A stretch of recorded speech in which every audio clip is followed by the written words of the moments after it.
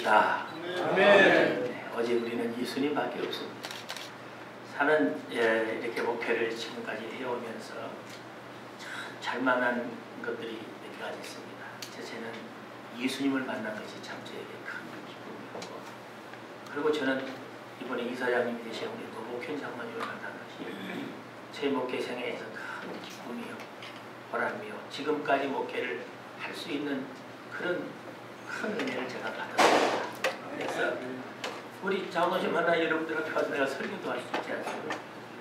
시골에 있는 목사가 이렇게 잘 만나면 서로 좋은 관계를 가지고, 저도 한 2년 남았으니까 이제 마지막까지 잘 갈 수 있으면 좋겠다는 생각을 갖고 말씀을 드리겠습니다. 오늘 본문 이사야 25장 6절로 8절에 있는 말씀을 통해서 산에서 주시는 은혜라, 이런 제목으로 말씀을 드리겠습니다.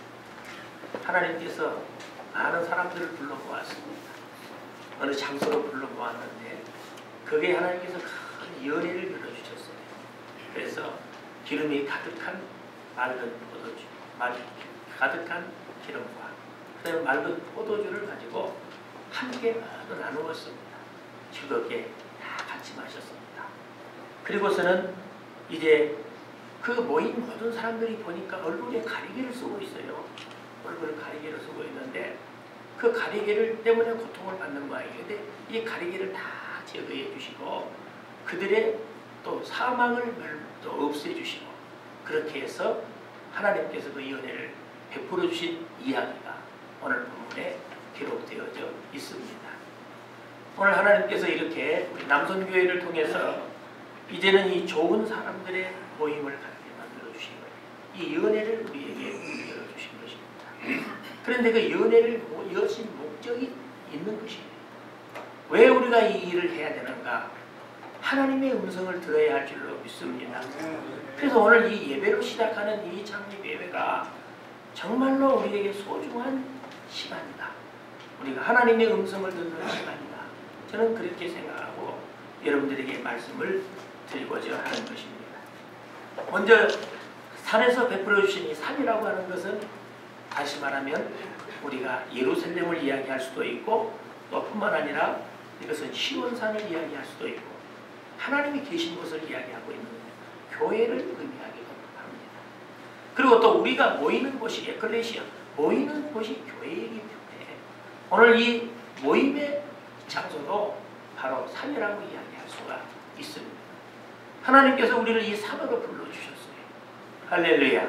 아멘. 여러분, 한 사람 한 사람을 불러주셔서 하나님이 은혜를 베푸시고 기름진 것으로 맑은 포도주로 여러분들에게 주시는 것입니다. 왜 산에서 우리를 부르셨을까? 그 첫 번째는 얼굴을 가린 가리개를 제거해 주시기 위함이다. 그렇게 우리가 말씀드릴 수 있습니다. 7절에 있는 말씀에 보니까 또 이 산에서 모든 민족의 얼굴을 가린 가리개와 열방 위에 덮인 덮개를 제거하시며, 그렇게 말하고 있습니다. 주석을 보았더니 이 가리개, 덮개가 뭐냐? 인간의 고통과 아픔을 이야기하고 있다. 그런 말씀이에요.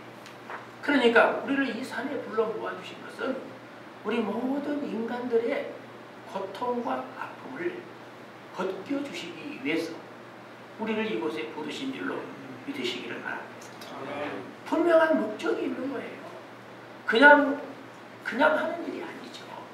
하나님께서 우리 남성교회를 통해서 이 일을 이루시게 하신 것은 하나님의 분명한 목적이 있는데, 그것은 많은 사람들이 얼굴의 고통과 또 이 모든 아픔을 가지고 있다는 것입니다. 그런데 가면, 여러분 요즘 가면 많이 나오지만은 가면을 쓰는 것은 아프지 않는 척 한다 할지라도 모든 사람이 다 아픔이 있다는 말씀이에요. 그런데 이곳에 와서 우리 주님께서 여러분들에게 이 가리개를 다 벗겨주시는 분은 오직 예수님밖에 없습니다. 그래서 우리가 이 목적이 이 모임의 주인이 예수님이 되셔야 되는 거예요. 예수님의 이름으로, 예수님의 말씀을 따라서, 그리고 예수님께서 하신 일을 함께 행할 수 있는 장소가 우리가 오늘 이 모임의 중요한 목적이라고 말씀드릴 수가 있습니다. 주님이 계시면 우리의 아픔과 우리의 고통의 모든 우리의 가리개를 다 벗겨주시고 우리에게 자유를 주실 줄로 믿습니다. 누가복음 7장에 보면 나인성 과부의 이야기가 나오지 않습니까? 나인성에서 아들을 잃고 슬픔에 잠겨있는 여인이 지금 상여 행위를 나가고 있어요.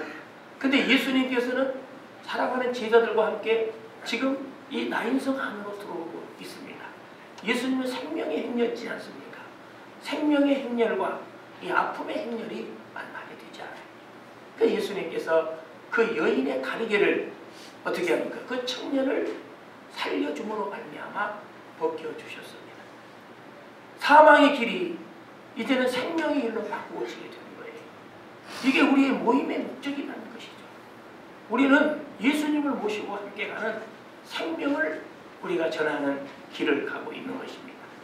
오늘 여러분들의 모임이 예수님의 행렬처럼 이 여인의 아픔에 이 고통의 덮개를 벗겨줄 수 있고 그들을 위로할 수 있고 기쁨으로 바꾸어줄 수 있는 이런 좋은 모임이 될 수 있기를 주의 이름으로 부탁을 드립니다. 아멘. 이것이 주님께서 우리에게 주시는 귀한 삶이라는 것이에요. 두 번째는 수치를 온 천하에서 제거해 주시겠다. 그렇게 말씀하고 8절에 보니까 자기 백성의 수치를 온 천하에서 제거하시리라 이렇게 말씀했습니다.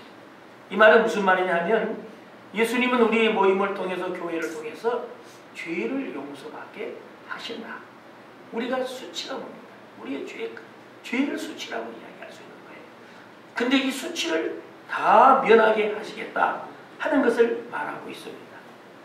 아무도 죄의 수치를 씻어줄 사람은 없습니다. 우리가 죄의 수치는 오직 예수님밖에 씻을 수 없다는 사실을 믿으시기 바랍니다.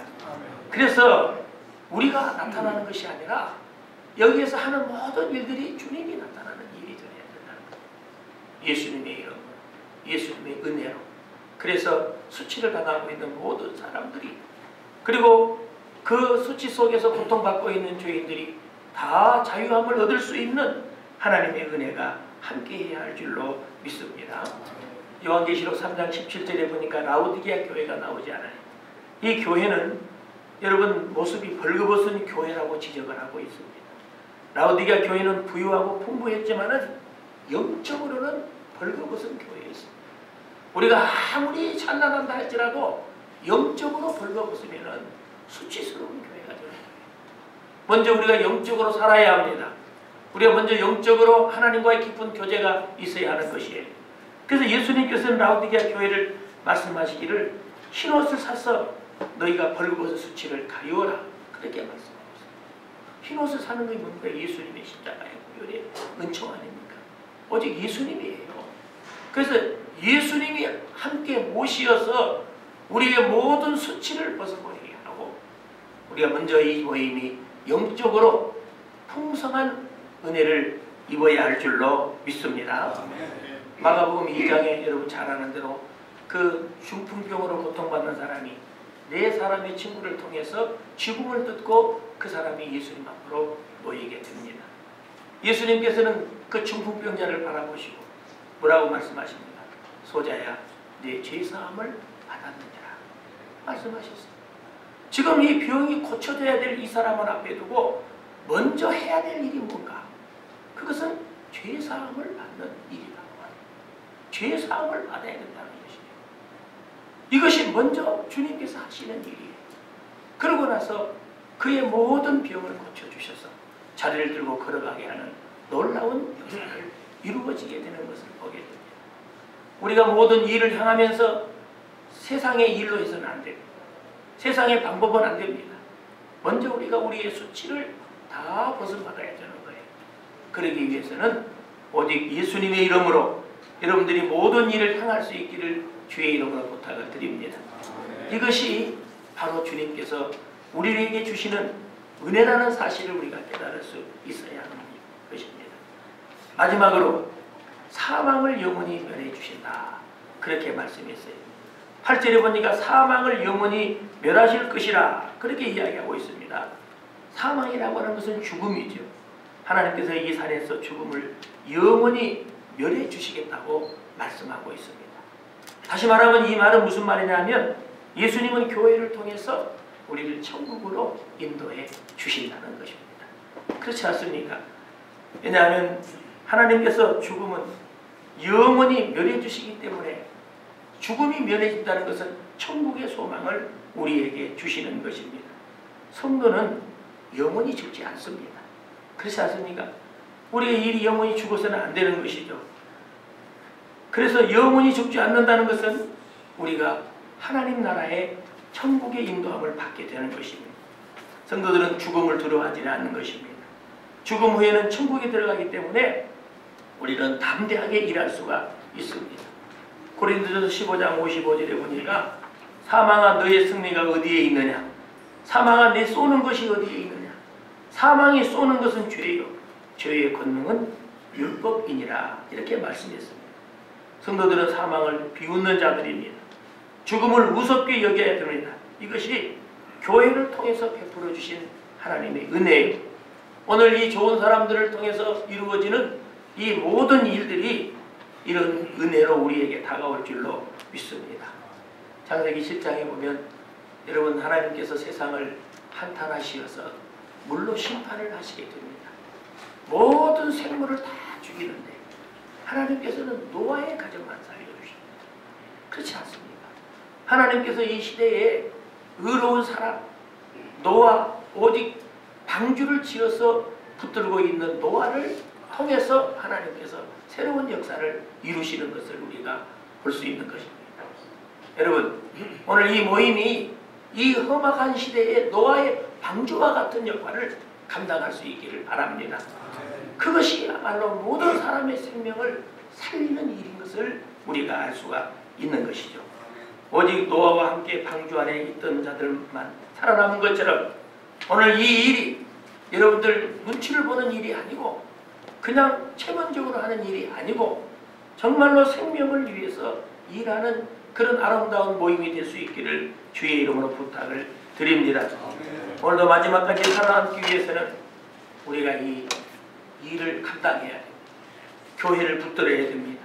그리고 하나님의 사랑을 전하는 여러분들이 되시기를 주의 이름으로 부탁을 드립니다. 예수님은 교회를 통해서 우리를 천국으로 인도하시는 것입니다. 예수님은 우리의 가린 모든 수치를 다 우리의 모든 고통과 어려움을 해결해 주시는 분. 오직 예수님만이 이 모임의 주인이 되시어서 여러분의 이 일을 감당할 때에 많은 생명을 살리는 아름다운 역사가 이루어질 줄로 믿습니다. 기도드리겠습니다.